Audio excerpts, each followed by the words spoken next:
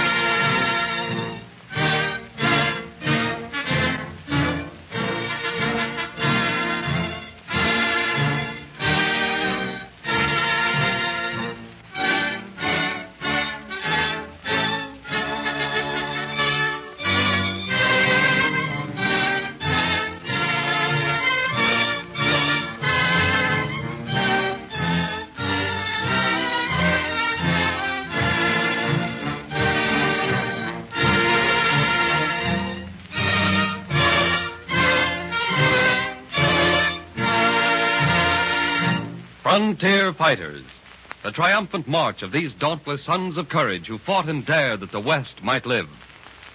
More closely linked with the destiny of California than any other two historical figures are Swiss-born John Augustus Sutter and James W. Marshall. In 1847, Sutter dreamed of being an empire builder. Marshall dreamed not at all, for he was a humble wheelwright who was soon to be approached by prosperous John Sutter in regard to erecting a sawmill on the South Fork of the American River at Coloma, California. Well, Marshal, it looks like we'll do a little business together, huh? I didn't expect to be made a partner on this new lumber mill. You figure on having me put up for you, Mr. Sutter? No? Well, everybody likes a surprise. You've been a faithful employee, a good wheelwright, honest. You select the site for the mill, erect it, and partners will we be. Now, where do you think would be a good lumber mill site? I've got a hunch that the South Fork of the American River at Coloma would be the ticket. Then that's where it shall be.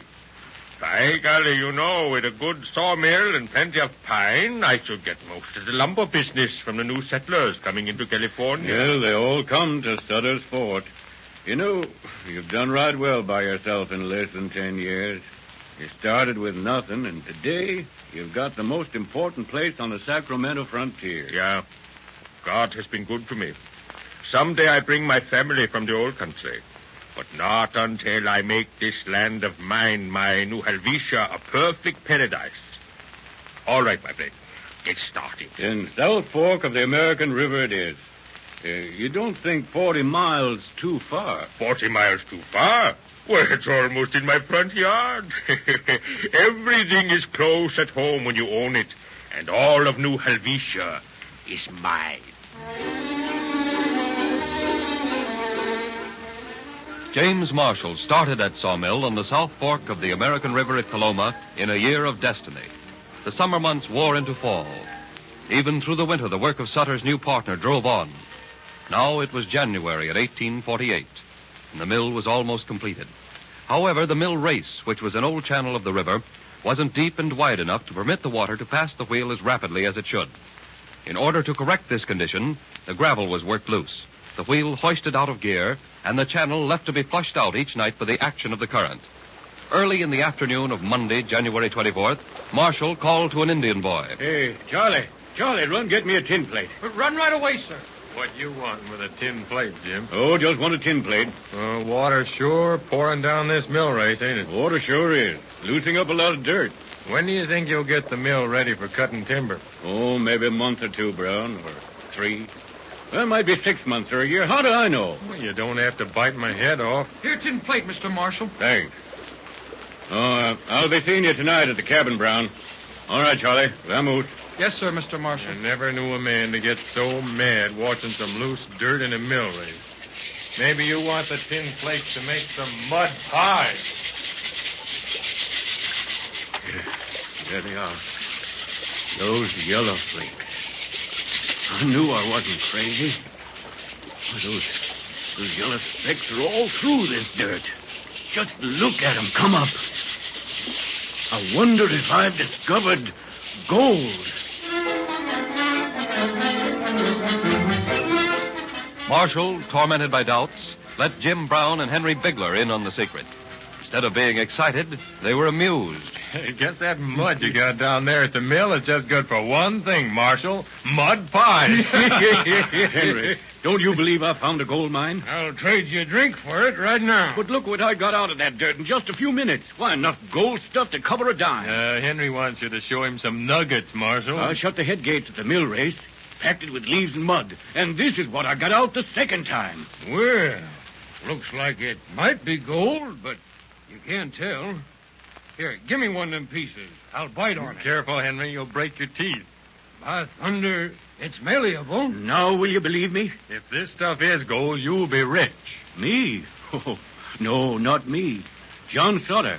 He owns the mill. Well, if a lot of fellers get poking around that mill race, I wonder who'll be owning what.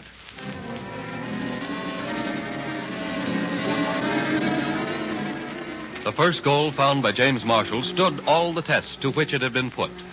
A few days later, Marshall took samples of the precious metal 40 miles away to the master of New Helvetia. Both scales and acid proved the yellow stuff to be pure gold. Marshall returned at once to the mill. A heavy-hearted Sutter followed. He knew that the discovery of gold could make or break him. If the men abandoned the farms, he was ruined. So he called them together. Oh, what you getting at, Sutter? You want us to give up mining gold and keep on making a fortune for you? I only ask that you do not abandon my mills. For 6 weeks, keep working, and then do what you will. I'm looking out for number one. Sutter, you can pay me now. Maybe these flakes I washed out and those few nuggets I found are all there is in the whole mine. Marshall's right. How do we know? Well, I'm not throwing out dirty water until I have clean. That's a trick. Marshall ain't one of us now. He's a boss. A like show of Sutter. hands! A show of hands! Yeah. Now, who'll stay on 6 weeks working for Captain Sutter at good wages? Well, I will. All right. They'll all stay except one. Thank you, gentlemen, thank you. And now I must spare you to secrecy. If there is much gold here, why let the world know about it? That would not be good business for us. I'm not cutting off my nose despite my face. Well, John, how long do you think they're going to keep that tongue in their heads? Huh? Oh, a tongue in their heads. That is not so bad. But what will happen when they have no longer got God in their hearts, but bow down and worship gold? For 6 weeks, the mill hands kept their secret. Then it became a story that began to be whispered about. Each one swore the other to secrecy. Don't tell. Don't tell. They found gold at Sutter's mill, but don't tell a soul. I've been sworn to secrecy, but there's gold at Sutter's mill. I've given him a word not to breathe it, but you're my friend. Sutter's mill, New Helvetia, gold. Never found out that I told you. Listen, they're taking thousands in gold out of the American River. Gold.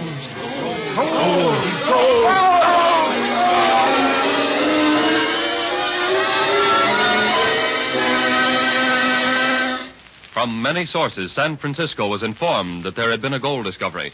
But little attention was paid to this, even when there appeared in the Californian, under date of March 15th, 1848, Gold mine found in the newly made raceway of the sawmill recently erected by Captain Sutter on the American Fork. Gold has been found in considerable quantities. California, no doubt, is rich in mineral wealth. Great chances here for scientific capitalists. By the end of May, 1/2 of the population of San Francisco had left for the gold fields. From San Francisco to Los Angeles, from the seashore to the base of the Sierra Nevada, there was but one cry: gold. The blacksmith dropped his hammer, the baker his bread, the farmer his scythe.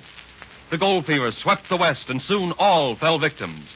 And John Sutter, who dreamed a dream of empire, was pleading, begging, almost on his knees to his workmen. If you all leave me now, I'm ruined. Who will cut my wheat, sow my timber, harvest my crops? If you stay, God will bless you for it, and we will all prosper together. Yeah, that talk was good 6 months ago, but it's no good now. Why should I work for you when I can scratch around at some quartz and make $100 a day? But your word of honor.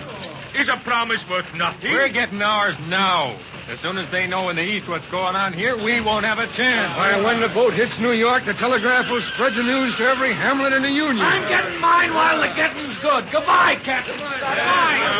Now, come back, please. Don't all go. You, Tommy. When you were sick, I nursed you with my own hands. I'm your friend. I fed you and clothed you. For years, I was California. Sutter's fort was your world. God. Marshal. John, we gotta take the bitter with the sweet. We are lost, Marshal, swallowed up in the tomorrow which we created for them. If we lose ourselves only in tomorrow, yes. But, John, this will be California's tomorrow.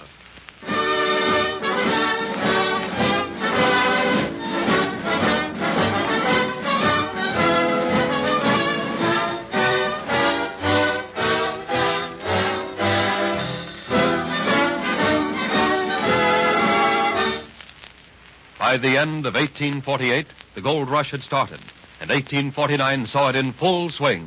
The cry was gold in the magic country, California. It was a day of paper towns and quick money. Sacramento became a metropolis, and San Francisco a city of promise. Fortunes were made by day and gambled away by night. San Francisco Bay was filled with sailing vessels from all over the world.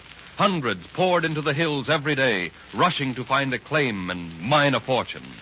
Law and order disappeared, and chaos was crowned king. There was even talk of separation from the Union. Suddenly, the eyes of the nation were turned on gold-producing California. In the United States Congress in Washington, D.C. Mr. Speaker, I would say that unless we admit California into the Union, we are losing the richest plum this nation ever had. Today, at this very session of the Congress, we can bring order out of chaos, wealth into our treasury, and into the Union. Hey, ain't that the steamer Oregon coming into the Golden Gate? What's she all dressed up with bunting for? What's she firing her signal gun for 31 times? Say, don't that mean anything to you? Why, look, there goes the banner for her masthead. California is a state.